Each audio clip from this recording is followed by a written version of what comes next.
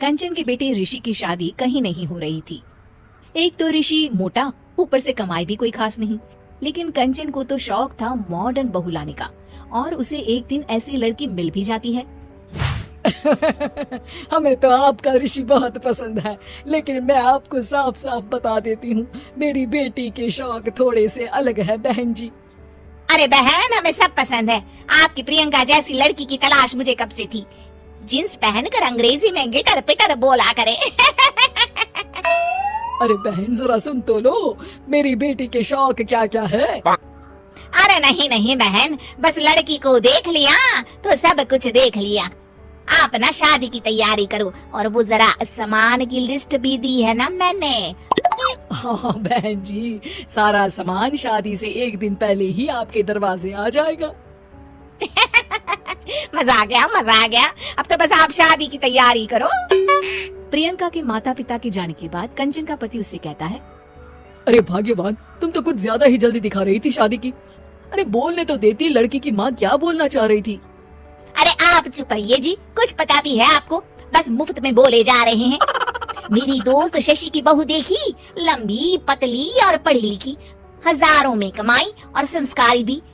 अरे पर जब वो मेरी बहू देखेगी तो जल भुन जाएगी। लेकिन तुम तो शादी ऋषि के लिए कर रही हो ना, या शशि के लिए? तुम्हारा लड़का कुछ कमाता भी नहीं है, और शरीर भी भगवान की दुआ से फूलता ही जा रहा है। फिर बोले आप हैं? फिर बोले आप? मैंने कहा ना, प्रियंका जैसी जींस पहनकर अंग्रेजी झाड़ने वाली बहू किस्मत वालों को ही मिलती है। चुप रहिए आप।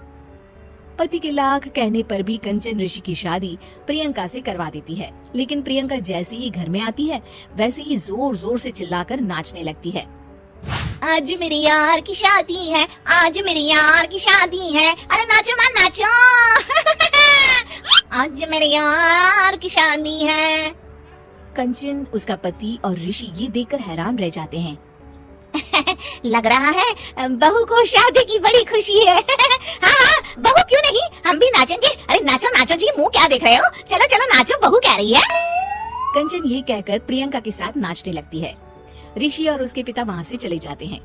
अगले दिन कंचन अपनी सहेलियों को प्रियंका से मिलवाने के लिए घर बुलाती है, जहाँ शशि भी आती है। अरे शशि, कैसी हो? मैं ना तुम्हें प्रियंका से मिलवाती हूँ।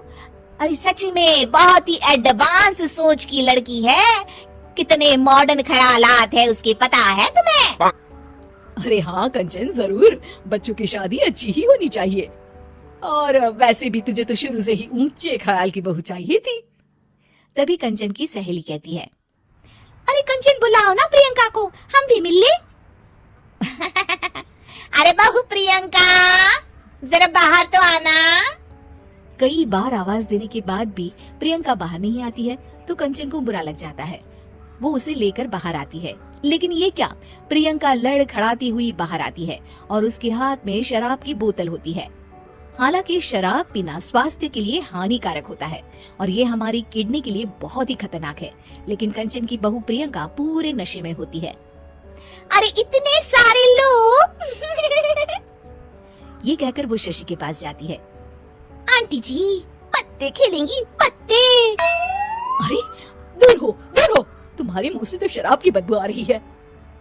अरे कंचन, माना तुम्हें मॉडर्न बहू चाहिए, लेकिन आधुनिकता का मतलब ये तो नहीं ना। बुरा न मानना कंचन, तुम्हें पता था कि तुम्हारे बेटे की कमाई और शरीर दोनों ही ठीक नहीं है, तो तुम्हें उसी हिसाब की लड़की से शादी करवानी चाहिए थी। ऐसा कहकर सभी औरतें वहाँ से चली जाती है। तभी प्रियंका की माँ कंचन के घर आती है। अरे बहन जी, बड़ी चालाक निकली आप तो। बिना बताए अपनी पियक्कड़ बेटी मेरे लायक बेटे के गले में बांध दी। आय हाय, बड़ी आई बिना बताए। उस दिन जब मैं ये बात बता रही थी तो तुम तो सुनने को भी तैयार नहीं थी। अब भुगतो तुम। ये कहकर वो माँ से वापस चली जाती है। सबके जाने के बाद कंचन अपना सर पकड़ लेती है। हाय रे, आधुनिकता की अंधी दौड़ में मैं अपनी संस्कृति ही भूल बैठी थी। अब तो राम ही बचाए मुझे।